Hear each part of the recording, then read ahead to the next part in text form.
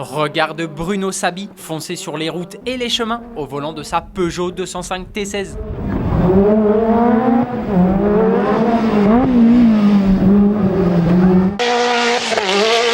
Il ne fallait pas avoir peur, hein. Allez, c'est parti pour ton Automoto Express. Max Verstappen double la mise. En remportant le Grand Prix du Japon, Max Verstappen, pilote de l'écurie Red Bull, a glané un deuxième titre de champion du monde. Attention, la saison n'est pas encore terminée. Il reste encore 4 courses. Après les 18 premiers Grands Prix de l'année, Max Verstappen compte 12 succès. Il peut battre le record de victoires en une saison, détenu par Michael Schumacher et Sebastian Vettel, qui est de 13 victoires. Entre le Grand Prix de France et le Grand Prix d'Italie, il a signé une série de 5 victoires consécutives. Et en 2022, le jeune néerlandais n'a abandonné que 2 fois. Pierre Gasly signe chez Alpine. L'écurie Alpine F1 Team et Pierre Gasly se sont dit oui. Le pilote s'est engagé avec l'écurie française à partir de la saison 2023 et ce pour plusieurs années. Il y formera un duo 100% français et même 100% normand avec Esteban Ocon. Pour en savoir plus, rendez-vous dimanche dans Automoto avec un grand format qui revient sur les derniers mois mouvementés d'Alpine, du départ de Fernando Alonso à cette signature de Pierre Gasly. Et l'actu d'Alpine, c'est aussi l'A110R. On vous embarque à son volant avec Esteban Ocon.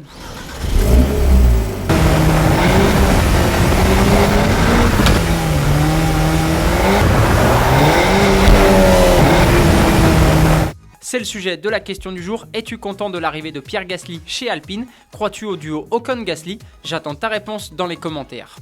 Le Grand Prix Explorer. Samedi 8 octobre sur le circuit Bugatti a eu lieu la première édition du Grand Prix Explorer. Une course de F4 organisée par Squeezie, le plus puissant youtubeur français avec plus de 17 millions d'abonnés. Cette course réunissant 22 youtubeurs et streamers a été remportée par Sylvain de la chaîne Villebrequin. Il devance de quelques dixièmes seulement de Piello. La troisième marche du podium est quant à elle occupée par Étienne Moustache. Si la course a offert un beau spectacle, l'événement a lui été un véritable succès populaire.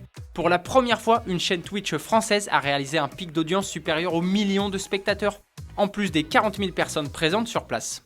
C'est le moment du point carburant. Près de 30% des stations-service connaissent des difficultés d'approvisionnement sur au moins un carburant selon le ministère de la Transition énergétique. Samedi, seulement 21% des stations-service étaient dans cette situation.